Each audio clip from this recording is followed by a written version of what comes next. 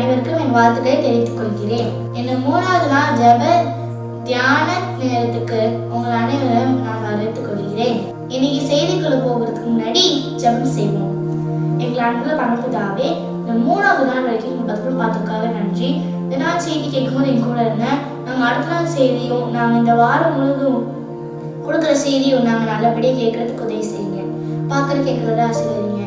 இயேசுவின் ஜெபிக்கும் என் ஜீவனில் அன்பு பரமபிதாவே, ஆமென். இன்னைக்கான தலைப்பு தேவனோட அமர்ந்திருத்தல். எனக்கான வசனம் சங்கீதம் 46:10. நீங்கள் அமர்ந்திருந்து நானே தேவன் என்று அறிந்து கொள்ளுங்கள். லிடியோட அம்மா தோட்டத்துல வேலை செஞ்சுட்டு இருந்தாங்க. அவங்க அம்மா அமைதியா அந்த சேர்ல போய் உட்காரத அவ பார்த்தா. அவங்க அம்மா சிரிச்சுக்கிட்டே நல்லா மூச்சை இழுத்து விட்டாங்க. லிடியா அவங்களோட அம்மாவை நல்லா கவனிச்சுக்கிட்டே இருந்தாங்க. அம்மா நல்லா இருக்காங்களா, ஒருவேளை அவங்க டயர்டா இருப்பாங்கன்னு நினைக்கிறேன் அப்படின்னு லிடியா நினைச்சா. அந்த தோட்டத்துல சுத்தி பார்த்து ஒரு ரோஜா பூவை எடுத்து அவங்க கையில வச்சிருந்தாங்க. அந்த ரோஜா பூவை மெதுவா கசக்கி அதோட வாசனைய பார்த்தாங்க.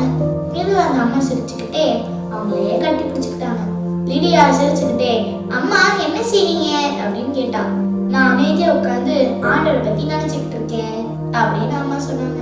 என்ன சுத்தி இருக்கிற காரியங்கள் நான் பார்க்கும்போது நான் அமைதியா உட்காந்துருந்து அவர் என்னை எவ்வளவு நேசிக்கிறாரு அப்படிங்கிறத யோசித்து பார்ப்பேன். அமைதியா உட்கார்ந்து இருக்கும் போது என்னால அந்த தென்றல் காரோட சத்தத்தை கேட்க முடியுது. அழகா பாட்டு பாடுற குருவியோட சத்தம் கேக்குது. இதெல்லாம் ஆண்டோட அன்பை எனக்கு உணர்த்துது. நான் பறிச்சிருந்த பூ எனக்கு நல்ல வாசனையே கொடுக்குது. நான் பறிச்சு சாப்பிட்ட இந்த பழம் நல்ல ஒரு டேஸ்ட் கொடுக்குது.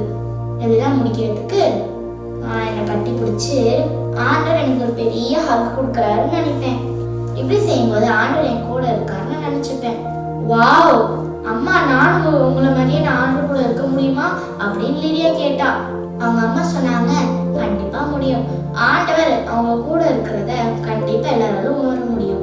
நம்ம அமைதியா இருந்துட்டு ஆண்டவர் நம்ம கூட இருக்கிறத நம்ம உணர வேண்டியதான். நம்ம இந்த உலகத்துல பாக்குற எல்லா காரியங்களும் ஆண்டவர் நம்ம நேசிக்கிறாருன்னு நம்ம கூட இருக்கிறாருன்னு உணர்த்துது. உங்களோட வாழ்க்கையில நீங்களும் ஆண்டவர் உணரணும்னு நினைச்சீங்கன்னா ஒவ்வொரு நாளும் ஆண்டவரை ஞாபகப்படுத்தின 5 காரியங்களை நீங்க எழுதி வைங்க. ஆண்டவரோட அன்பை வெளிப்படுத்துற நீங்க கேட்ட 5 காரியங்களை எழுதுங்க.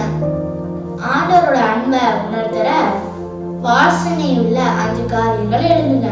கடைசியா உட்காந்துட்டு ஆண்டவர்கிட்ட பெரிய ஹக் கொடுங்க. இப்படி செய்யும்போது கண்டிப்பா ஆண்டவர் உங்க கூட இருக்காருன்னு உங்களால உணர முடியும். ஜெபம் செய்வோம்.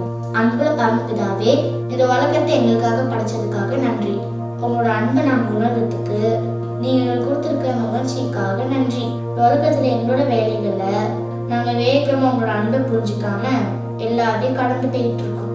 அவன் இன்னைக்கு நீங்க சொல்லி கொடுத்த மாதிரி நாங்க ஒரு இடத்துல உட்காந்து உங்களோட படைப்புகள் எல்லாம் பார்க்கும்போது நீங்க எங்க கூட இருக்கிறத எங்களால உணர முடியுது. யாரெல்லாம் நீங்க இல்லைன்னு கவலையோட இருக்காங்களோ அவங்களுக்காக ஜெபம் பண்றோம். அவங்களும் அமைதியா உட்காந்து உங்களோட உணர்றதுக்கு உதவி செய்யுங்க. பார்க்கற கேட்கறத ஆசீர்வதிங்க. இயேசுவின் ஜெபிக்கும் என் ஜீவன் அன்பு பரமபிதாவே.